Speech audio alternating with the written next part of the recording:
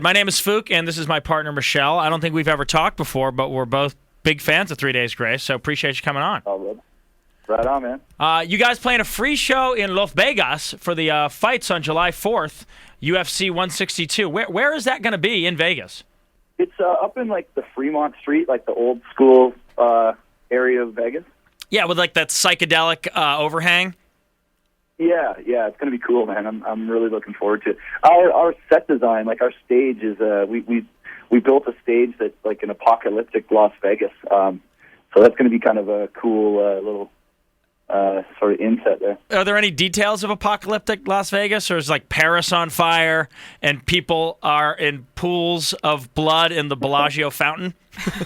Yeah, more or less. Yeah, I mean, anyone that's seen the show this year can see what we got going. We've got there's fire, and I advise people not to wear too much, not to put too much Aqua Net in their hair for the show. Gotcha. Are you a big fight fan, big UFC fan? Yeah, big time, man.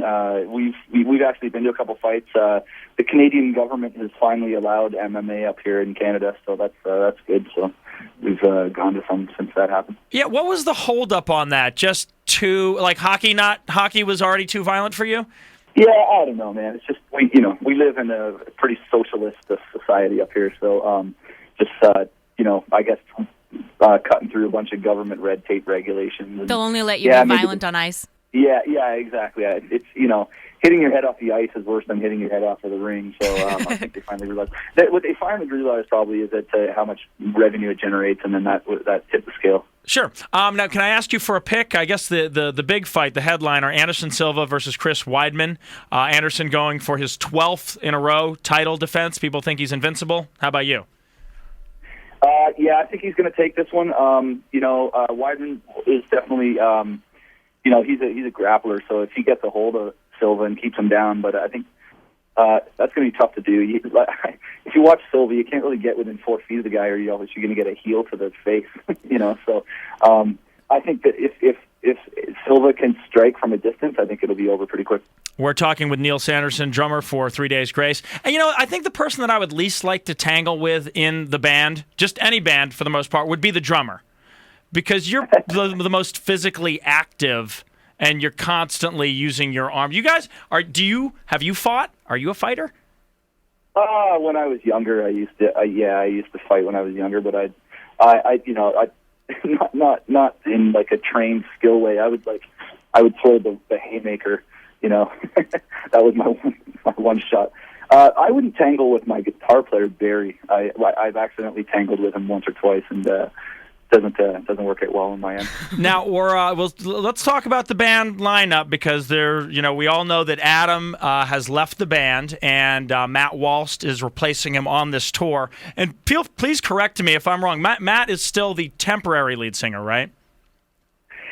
In theory, yeah. We haven't made any official announcement yet, but I can tell you that we've played 60 shows with him now. The fan reaction has been overwhelmingly positive, and we've actually been writing with Matt. I mean, for those people that don't know, Matt is our bass player Brad's little brother, and he grew up kind of around 3 Days Grace, and when we were 14 jamming in Brad's basement, Matt was the kid in the corner. His voice hadn't changed yet, but he kind of experienced it all with us, and in fact, we've always been a collaborative band. We're all songwriters. We all kind of write the lyrics and music together. And in fact, Matt had collaborated on past 3 Days Grace albums, and actually on the most recent one as well. So it was kind of a really natural fit. And there's a new energy for us right now. So as far as official today, we haven't made the announcement, but what I can say is so far so good. Okay. So far it's good. There's no brotherly rivalry going on. No, I think Brad's beat him up in the past so many times that they've like come to an understanding or something. It's weird. We were talking the other day about it, and it seems like the only way fans, at least initially, accept a change in lead singers from a band that they love is either death or Scott Weiland. The initial announcement that Adam was leaving and being replaced could not have been great. No, I mean, well, listen, people don't like change at first, and I think things like Facebook tend to be the breeding ground for haters and negative people. I think I learned that, but sometimes life is about chapters, and we knew that going out and playing the show and demonstrating that our band runs deep, and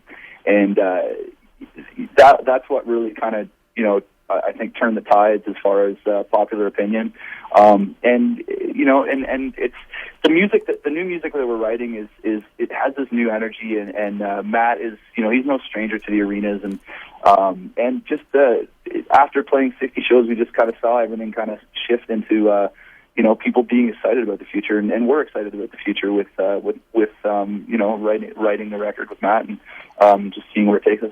Awesome. Well, Transit to Venus, we're still slamming a bunch of tunes off that, and we love it. Now, is there any way for us, if in case we can't make it to Vegas, to Fremont Street, to watch you guys? Is there like a web stream, or are you guys going to be on TV, or for the fourth show? I'm not sure if it's going to be live, but we're actually bringing a